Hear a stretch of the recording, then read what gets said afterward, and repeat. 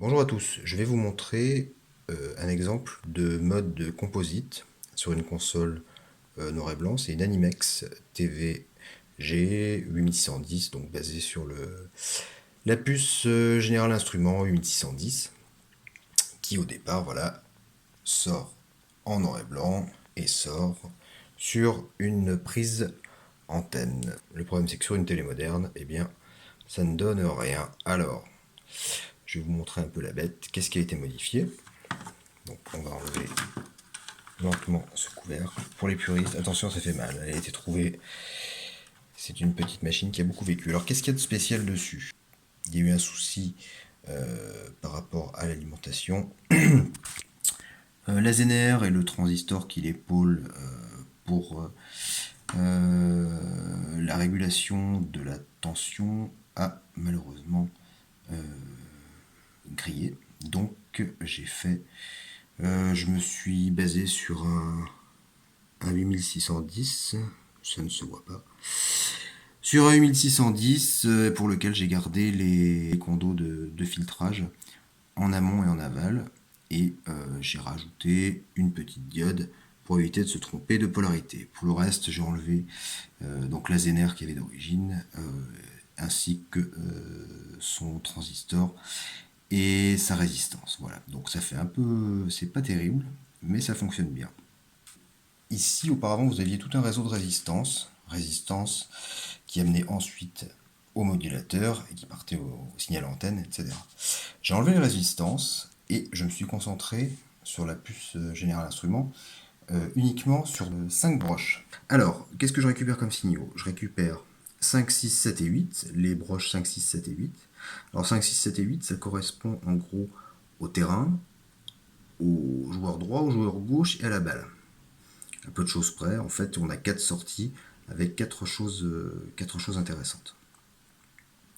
En tout cas, ce qui génère l'image. Et puis, une sortie qui génère la synchro qui va me servir par la suite sur ce module-là. Qu'est-ce qu'on a dessus? Alors, il faut savoir que là-dessus, je me suis inspiré d'un mode, je me suis largement inspiré d'un mode. L'idée, c'est de générer de la couleur. Donc, on se base sur ce petit composant-là, qu'on voit très mal. Alors, hop. Ouais, on voit toujours pas ce que c'est. On voit pas ce que c'est. Et je vais vous dire ce que c'est. C'est un encodeur RVB. En gros, pour vraiment schématiser, on lui amène un, un signal en R, en V, en B et une synchro, et il vous génère un signal compatible, un signal vidéo composite compatible avec un téléviseur un peu plus récent. Donc voilà. Pour ce faire, il faut le cadencer. Donc ça c'est sa fréquence, la fréquence qu'il utilise. Donc plutôt que de créer un circuit avec un quartz, j'ai préféré acheter carrément un oscillateur intégré. Et puis je me suis inspiré donc de ce mode-là. Et là-dessus, qu'est-ce qu'on avait? On avait un buffer inverseur octal à 3 états. C'est bien compliqué pour dire ce que c'est, mais grosso modo, vous avez les entrées qui arrivent donc de ma puce, de la puce AY3 8610, qui arrive directement sur ce circuit intégré. Les résistances que vous voyez là sont des résistances des pull-ups en fait qui sont reliées aux 5 volts. Alors, typiquement, le souci c'est que le circuit, le 3810 est alimenté selon le constructeur de 6 volts et c'est une alimentation entre 6 et 7 volts pour fonctionner de manière optimale. Et moi le souci c'est que la D725 il lui faut 5 volts, ni plus ni moins. Donc il a fallu que je rajoute, pour alimenter tout ce petit monde, un petit circuit additionnel, voilà, un régulateur positif, 7805, excusez-moi, qui me permet, voilà, en partant de du 9 volts de l'alimentation principale de la carte, de générer un 5 volts qui ira sur mon circuit là. Alors comment ça se passe? Donc j'ai mes 4 signaux vidéo qui sortent respectivement des pins 5, 6, 7, 8, qui arrivent donc à ce composant là, voilà, avec les résistances pull-up. Par la suite, on va donc générer, on va dire, 4 signaux RVB qui vont aller directement vers notre encodeur, et puis un signal que je qualifierais de blanc, qui va aussi être amené à mon encodeur, c'est pour faire une couleur blanche en fonction de ce que l'on veut, avoir à l'écran. Évidemment, si on laisse une patte en l'air, pas de couleur égale noir. Voilà, donc grosso modo, on va travailler en RVB, rouge, vert, bleu, blanc et noir. Voilà. Comment ça se passe? Donc un réseau de résistance me permet de définir l'intensité de la couleur. Pour un, j'ai même préféré mettre un petit potard pour régler, c'était le blanc.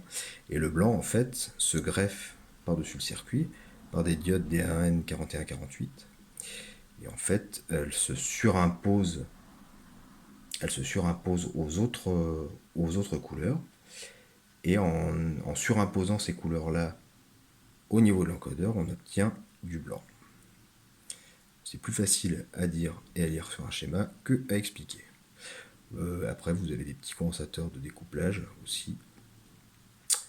Et puis, c'est à peu près tout ce qui nous intéresse. En sortie, donc, je vous ai dit mes terrains de jeu qui sortent là, et puis une sortie aussi de synchro, qui a aussi une résistance pull-up, et que l'on retrouve ici, et qui va alimenter une des pattes du 725. On arrive donc à une sortie composite. Toc. Et qu'est-ce qui se passe sur la sortie composite? Hop. Miracle. Une image en couleur. Alors, elle n'est pas très belle là, mais voilà ce que ça donne. Et l'intérêt d'utiliser donc le composant, donc la personne qui avait fait ce mode, c'était de pouvoir, j'ai mis un petit switch là sur le côté, de pouvoir basculer entre deux états pour les entrées, c'est-à-dire de faire grosso modo 2 palettes de couleurs. On va faire jouer. Toc, voilà. Donc là, pas facile de filmer, mais j'ai l'encodeur dans une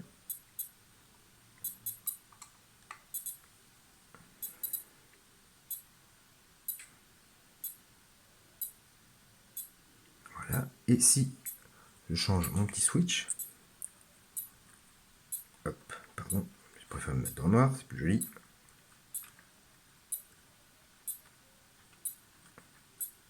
Et je change mon petit switch, je change ma palette. Voilà. Bon, avant qu'on devienne tous complètement dingues, voilà, on va faire jouer un petit peu quand même. Voilà. Alors, vous pouvez voir que c'est pas terrible. Alors, c'est pas terrible pourquoi? Parce que dans le circuit qui avait été présenté par la personne, voilà, il avait utilisé un oscillateur autre que celui présent sur la console pour réaliser pour cadencer la puce générale instrument.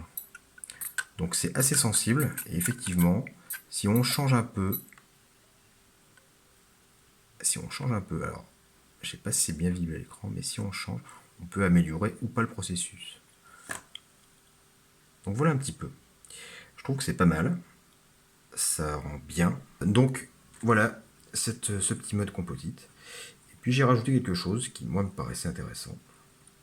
C'est que voilà, je vous ai basculé donc entre les deux modes avec le petit switch. C'est pas mal, hein, ça rend bien. Alors évidemment, mon montage est plutôt cracra. Et ça, c'est vrai que c'est pas terrible. Puis surtout que je filme à l'envers. Mais ce qui est intéressant, c'est que j'ai pu aussi utiliser la sortie ici, donc vous avez la sortie composite, et puis ce circuit génère aussi une sortie format S-Vidéo qui en fait séparait chrominance et luminance. Et ce que j'ai fait, c'est que je me suis servi uniquement de la luminance, c'est la deuxième partie qui est ici, et qui va, je vous montre, sur ma deuxième prise là-dessus. Alors, je suis d'accord que c'est un embrouillamini de fil pas possible. Je vais vous faire un schéma au propre, ça sera beaucoup plus clean. Et donc, si je me branche à la deuxième, et ben cette fois-ci, on a une superbe image en, en noir et blanc, au niveau de gris en fait. Alors, j'ai pu tester ce montage sur des Sony Bravia, sur un écran Hitachi, et franchement, ça rend pas mal. Et là aussi, pareil, si je change la partie de l'encodeur, hop, on obtient aussi une autre palette de couleurs. Donc après, libre à la personne de s'amuser avec les différentes couleurs et puis les différentes valeurs de résistance pour créer la palette qu'elle souhaite obtenir. Voilà. Qu'est-ce que j'avais d'autre à dire de plus? Alors, ça c'est un travail en cours. Je vais être amené à le perfectionner. C'est-à-dire, je vais très probablement pas me servir de cette fonction double palette parce que ça implique, vous voyez, tout un tas d'autres petits composants qui sont là et ça ne permet pas de miniaturiser tout à fait le truc. Donc moi ce que je vais faire, c'est pour ça que vous voyez cette espèce d'horreur là aussi, c'est qu'en lieu et place de cette bébête là, le 74 LS 240, je vais essayer avec un circuit 4049 qui est un 4049 qui est juste en fait un inverseur, un buffer inverseur. Et j'ai déjà quelques résultats intéressants. Voilà. Bon, alors évidemment, sortir l'artillerie lourde, des composants CMS, un oscillateur qui est pas évident à trouver celui-là parce que la fréquence est pas facilement trouvable. Mais voilà. Voilà, on a un petit résultat sympa à l'écran. Testé sur plusieurs téléviseurs et ça marche globalement bien. Mais c'est vrai que ça dépend aussi de l'entrée composite du téléviseur. Et certains sont très très moches. Enfin, sont très très moches, non. Allez, un dernier pour la route. Hop. Ah, c'est beau. Alors ça sur grand écran, c'est merveilleux. Voilà. Je s'en laisse pas. Hein. Hop. Et switch vers le mode...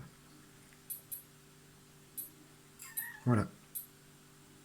Tiens, t'as vu. En tout cas, merci d'avoir zioté.